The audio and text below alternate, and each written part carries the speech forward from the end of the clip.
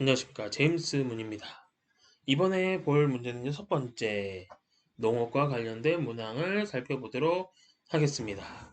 농업은 몇 문제 안 될 거니까 빨리 마무리하도록 할게요. A에 해당하는 지역부터 적어봅시다. A는 평창이죠. B는 김제라고 하는 곳이고요.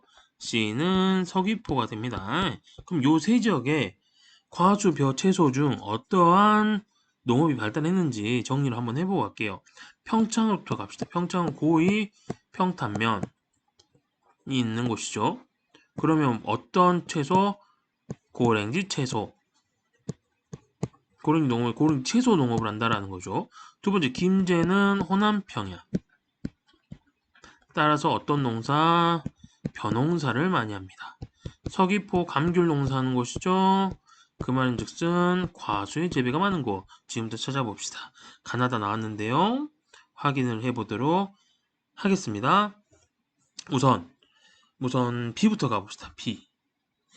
B의 특징 잠깐 보자면요. 뭐가 많아요? 가나다를 제외하고 맹류가 굉장히 많은 편이네요. 맹류가 많다? 그러면 호남 지방이어야 하는데 우리나라에서 맹류는 주로 그루가리, 벼의 그루가리 작물로 많이 하는 거죠. 그래서 맹류는 우리나라 첫 번째 전라남도, 전라북도, 경상남도 지역에서 많이 해요. 따라서 요 맹류가 많다랑 요 비가 어디라는 거야? 김제가 돼야 된다라는 거고, 이게 김제라는 건 김제에서 많은 부분을 차지하고 있는 이 가가 벼가 돼야 된다라는 겁니다. 두 번째, 그럼 맹류 A와 C 중에서 어느 한 곳은 굉장히 많이 하고 있어요. 아니, 조금이라도 있어요, 이 맹류가. 근데 A 같은 경우에 맹류가 거의 없죠. 그런 뉴스 맹류를 조금 더 할 수 있는 곳이 어디냐라는 거예요. 그러면 여기에 해당한 걸 찾아보면 C가 서귀포입니다. 선생님, 왜 그러면 서귀포는 벼농사 안 하는 지역인데 맹류가 가능하나요? 라는 거죠. 맹류를 꼭 논에서만 할 필요는 없는 거예요. 그래서 얘네들은 어디서 하는 거야? 그냥 밭에서 하는 거야. 따뜻하니까 가능한 거일 뿐이에요. 하지만 과수를 더 많이 해서 과수가 차지하는 비용이 높을 뿐이에요. 라고 정리할 수 있다라는 거죠. 그래서 다가 과수를 고를 수 있다라는 겁니다. 그럼 나는 뭐예요? 채소가 되겠죠. 남은 게 채소니까. 채소 차지하는 비율을 놓고요. 여기에 해당하는 A는 평창이 되겠죠. 그럼 보기 갑시다. 1번 가. 벼는 논보다 밭에서 많이 재배된다는 아니에요. 벼는 밭보다 논에서 많이 재배됩니다. 옳은 거 아니죠. 두 번째 채소의 돈의 재배 면적 비율은 제주가 전북보다 높대요. 여기 보시면 재배 면적 비율이에요. 요게 채소죠. 요게 채소고요. 그러면 채소 같은 경우는 C에 해당하는 제주가 전북보다 더 많이 하겠죠. 왜?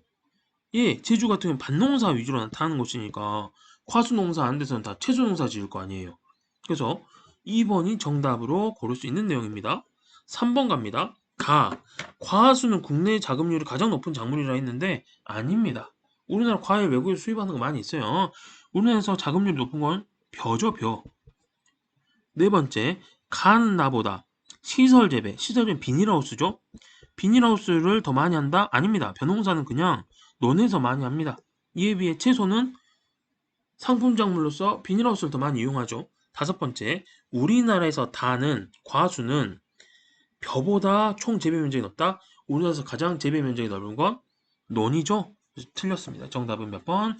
2번이 정답인 문제였고요. 조금은 어려울 수 있어요, 이 문제는. 하지만 A, B, C에 해당하는 지역을 정확하게 판단한다면, 그리고 맹류의 특징을 알고 있다면 이 문제를 해결하는 데는 평이할 수도 있었다라고 가면 좋을 것 같습니다. 그 다음에 지역 내 반면적 비율과 전업농가 비율을 나왔는데요. 이 반면적 비율이 만약에 나왔을 때 그 보기에 해당하는 것 중에 하나가 제주라고 한다면 쉽게 제주는 고를 수 있어요. 왜? 반면적 비율 거의 100%를 차지합니다. 다가 그래서 뭐예요? 제주. 이제 가와 나가 경북과 전남 중에 하나인데요. 가와 나를 구분하는 방법을 좀 알려드릴게요. 경북과 전남을 비교합니다. 이 두 지역은 둘 다 뭐예요? 촌락 특성이 굉장히 강한 곳이에요. 그래서 웬만하면 그 중에서도 촌락의 왕의 역할을 하고 있는 전남이 농업과 관련 부분에서 일을 많이 합니다, 실제로. 뭐 쌀 생산도 제일 많고 채소 생산도 제일 많고 맥류 생산도 제일 많아요.